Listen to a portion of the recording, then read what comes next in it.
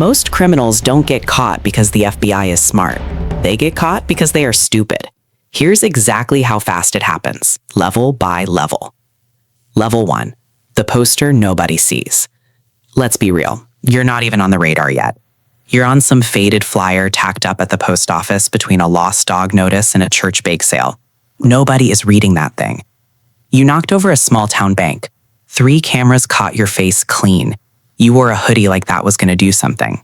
Rookie move. The feds open a file because it's a federal crime, but you're basically a footnote. One agent gets handed your case alongside 40 others he's already drowning in. Dudes running facial recognition, firing off emails to local PDs, checking a couple databases, then moving on to stuff that actually matters. You got maybe 3 weeks before anyone's seriously pressed about finding you. Here's the thing though, most guys blow it themselves. They can't keep their mouths shut. They tell a girlfriend, a bar buddy, some random dude who seemed cool. The cash is burning a hole in their pocket, so they cop a new whip or book a Vegas trip like the feds won't notice. You don't do that. The money sits in a storage unit. You go back to work. You act normal. 6 months later, case is cold. The agent's moved on. You're technically wanted, but nobody's actively hunting you.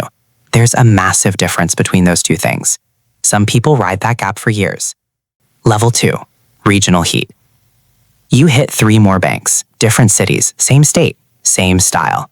Now you've got a pattern, and patterns are what the FBI lives for. They spin up a task force, small one, just 4 agents, but every single one of them is locked in on you. They've got a nickname for you in internal files, something dumb like the Hoodie Bandit because they don't know your name yet.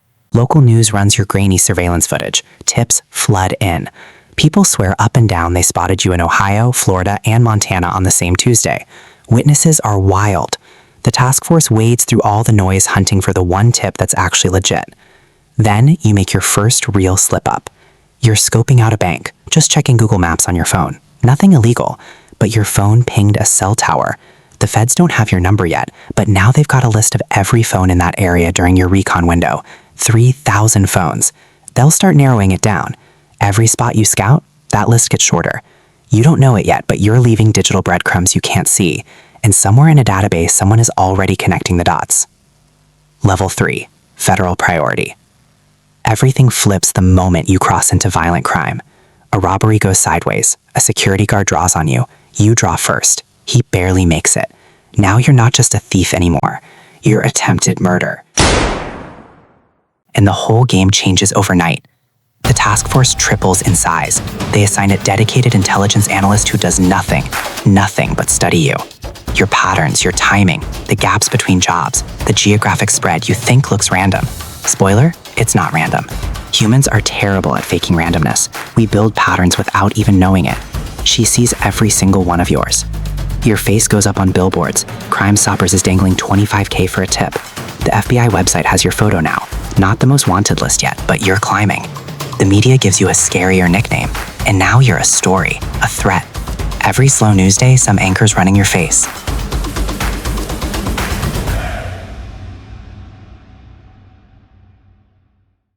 Ex calls the tip line.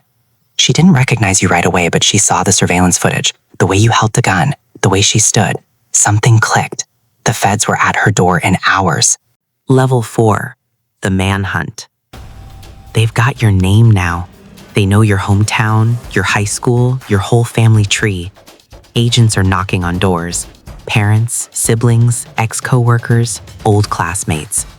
Some folks cooperate, some don't. Your mom breaks down crying and says she genuinely doesn't know where you are. That's the truth. Your brother just closes the door and says nothing. Your bank accounts are frozen. Your email and socials are being monitored. Every known associate gets surveillance on them just in case you reach out. But you've been smart enough to stay ghost.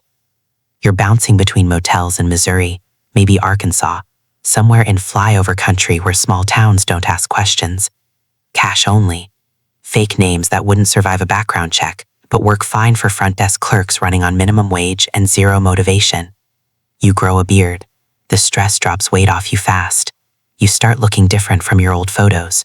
That actually helps. But the money is running out, and that means another job. You pick a town of 800 people, no traffic light, 1 bank, 2 tellers.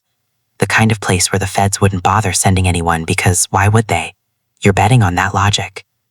The robbery takes 4 minutes. You walk in at opening, masked up, gun out. The teller is 60 years old, shaking so bad she can barely open the drawer. You grab $12,000 and you're gone, 3 counties away before the sheriff even gets a description called in. Except, that bank installed a brand new security system last month, facial recognition. It caught your eyes, your gait, the exact way you moved through the door. The footage auto-uploaded to a federal database. The match hits in 17 minutes. Now they know what county you're in. Helicopters go up, roadblocks go down. Local PDs across 3 states start coordinating.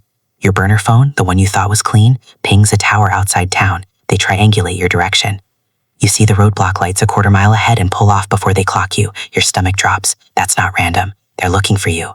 You ditch the car in a grocery store lot and bolt into the woods. January, 20 degrees. You've got a fall jacket, a backpack with $12,000 inside, a handgun, and 1 water bottle. Level 5, the Fugitive.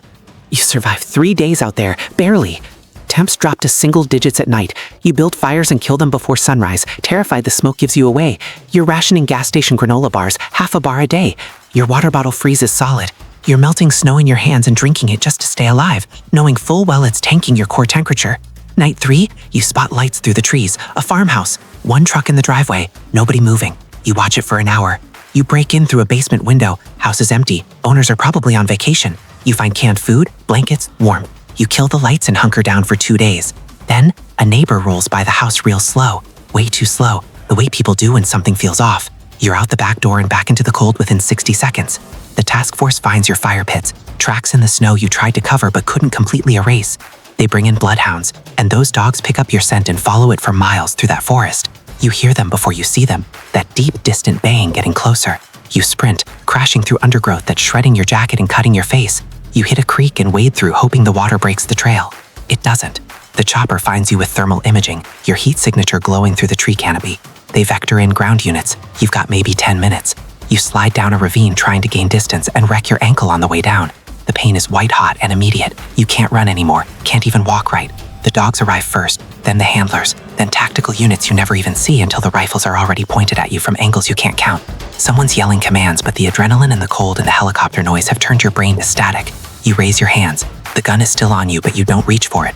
Some primal part of your brain knows exactly what reaching means.